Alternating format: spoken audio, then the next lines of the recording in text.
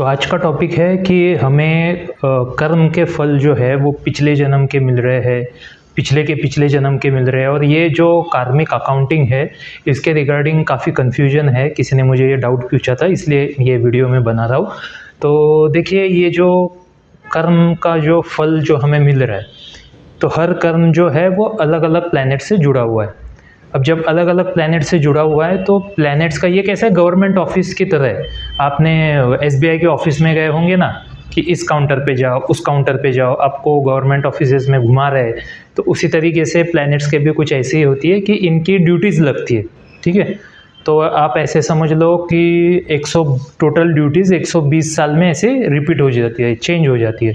तो समझ लो चंद्र का जो ड्यूटी है वो 10 साल है, गुरु का जो ड्यूटी है वो 16 साल है, राहु का जो ड्यूटी है वो 18 साल है, ठीक है। शनि का ड्यूटी है वो 19 साल है, शुक्र का ड्यूटी है 20 साल है। तो इसको हम कहते हैं महादशा, ठीक है। फिर बाद में अंतरदशा भी होती है। आप ऐसे समझ लो कि कोई बड़ा प्लैनेट की ड्यूटी है तो वो सुप्रीम कोर्ट हो गया। फिर उससे छोटा प्लैनेट की ड्यूटी है, उसी के अंडर जो काम कर रहा है उस वक्त उन दोनों की ड्यूटीज़ कैसे लग रही है, ठीक है। एक बड़ा ऑफिसर है और एक छोटा ऑफिसर है। आप ऐसे समझ लो, सुप्रीम कोर्ट है, हाई कोर्ट है। सुप्रीम कोर्ट का कोई लेना देना नहीं है उस चीज़ से, तो हाई कोर्ट अपना अपना फैसला लेके वो रिजल्ट दे देगा। ऐसे भी कुछ चीज़ें होती है जिसमें सुप्रीम कोर्ट का आपको परमिशन लगता है। सुप्रीम कोर्ट का परमिशन होगा तो हाई कोर्ट कर सकता है। कभी कभी सुप्रीम कोर्ट नहीं बोलता है तो हाई कोर्ट भी नहीं कर सकता। वो ऑब्जेक्शन लेगा, बीच में शुरुआत होगी लेकिन वो होगा नहीं।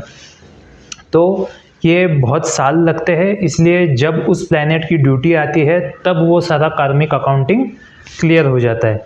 आई होप आपको ये वीडियो समझ में आया होगा। और एक बेस्ट मैं आपको एग्जांपल देता हूँ, अगर आप देख सके, संजीव कपूर की ये है ज़िंदगी करके एक मूवी है, ठीक है।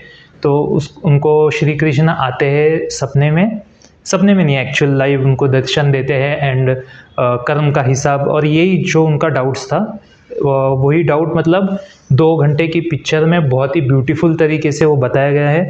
और एंडिंग में जो एंडिंग का 5 मिनट है ना, वही लर्निंग है। लेकिन अगर आप डायरेक्टली स्क्रॉल करके एंडिंग के 5 मिनट में जाओगे तो आपको कुछ समझ में नहीं आएगा। उसके लिए वो 2 घंटे की मूवी देखना बहुत ज़रूरी है। बहुत पुरानी मूवी है, शायद 1977 की है, लेकिन हर कोई देख सकता है। आप यूट्यूब पे फ्रीली अवेलेबल है। ये है ज़िंदगी, संजीव कपूर अगर आप डालोगे तो श्री कृष्ण का भी फ़ोटो दिखाया है उसके अंदर।